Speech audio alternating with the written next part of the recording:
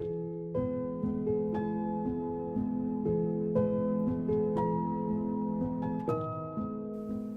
are currently embraced by the beauty of spring on this island, where almond trees and wildflowers are blooming in such abundance.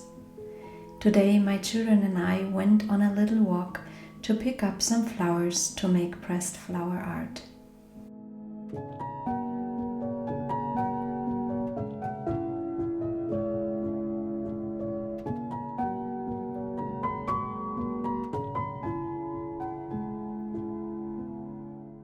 There's a sense of renewal in the air, not just in nature, but within myself too. This time of year always reminds me of the transformative power of growth, both the kind we see around us and the kind that happens deep within. It has made me reflect on the way I often set goals in the past, driven by external pressure and ideas of success.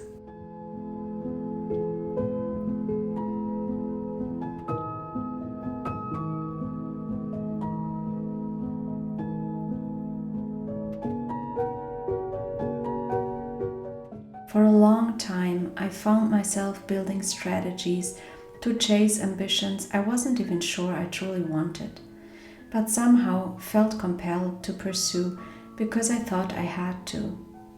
I thought success was defined by achieving these goals, even though I wasn't fully aligned with them. I chased the idea of fulfillment through external validation by trying to be successful in my work life. There were moments in my life where I achieved success, and those accomplishments felt meaningful. However, when I became a mother, I made the decision to stay at home with my children, at least during their early toddler years. And as a stay-at-home mother, it's difficult to experience the same level of external gratification and validation, because most of the time, no one really sees what you're doing on a daily basis, whether it's your struggles or your accomplishments.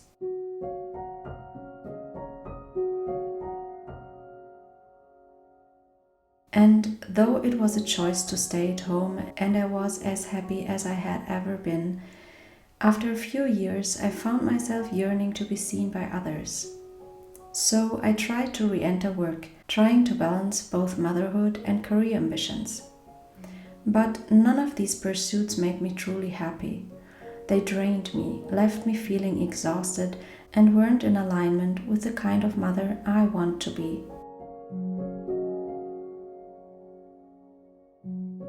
So in recent months, I had to let go of all of that.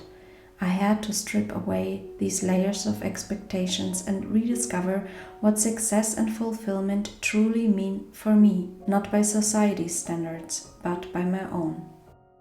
So one day, in a moment of total exhaustion, I asked myself, why am I doing this to myself? Why am I trying to get recognition when I have so much and deep down am so happy and grateful with my life? Why can't I just feel that? Why isn't what I have enough?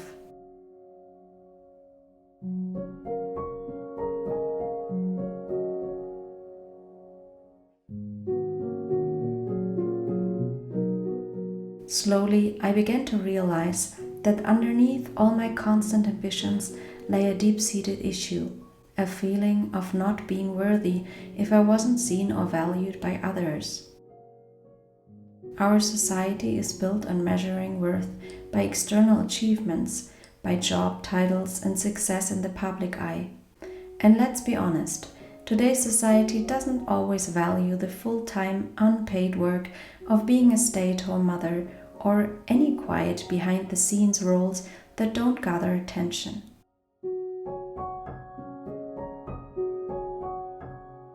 The moment I truly understood that my value didn't need to be determined by others' perceptions, something shifted. All of my ambitions, all the strategies, the constant pressure to prove myself fell away.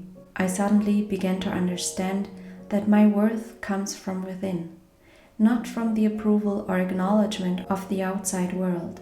Once I realized that, I felt such relief, freedom, and peacefulness. Without the weight of needing to prove myself, I could simply be. And with that, the need for external validation began to fade.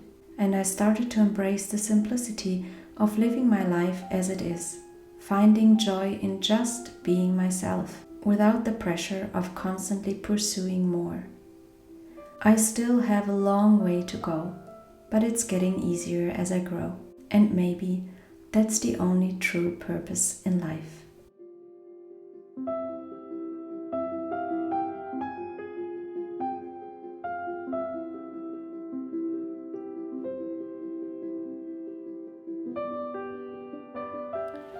So it's extremely windy out here today. The weather is very April-like, but it's still March, and it's still warmer than I'm used to in Germany, because the Spanish spring is definitely warmer, and I really, really appreciate that. I'm very grateful for that. I've been an artist, I've been on stage for most of my life, basically, and I've been a dancer, and I know the feeling of this rush, of this adrenaline rush that goes through you, and the satisfaction that comes with it if you perform on stage and get the validation you long for, and to have this instant reaction from the audience is really satisfying, to say the least. It is like a gift, right? But it is also a rush. It has like a huge peak and then it goes away. So for like an evening or maybe even a week, you experience this huge validation, and after that you can actually feel quite empty. I don't know if there are any stage artists out there, but if there are, I think you can relate. I have had this experience several times, that after a performance or after a week of performances, that I felt quite empty. And I think in hindsight it's pretty clear to me why. Because how I see things now is that you can really never fill up that kind of void, that need that is inside you, that you're looking for, if you are feeding off of that kind of rush and that kind of satisfaction, instant gratification you get when you get on stage. It takes like a few hours or a day or even a week or more, but after a while it fades away, and what stays with you is just you, without the external validation, without the external gratification. And if there is a void there, if there is an emptiness there, you feel it quite heavy.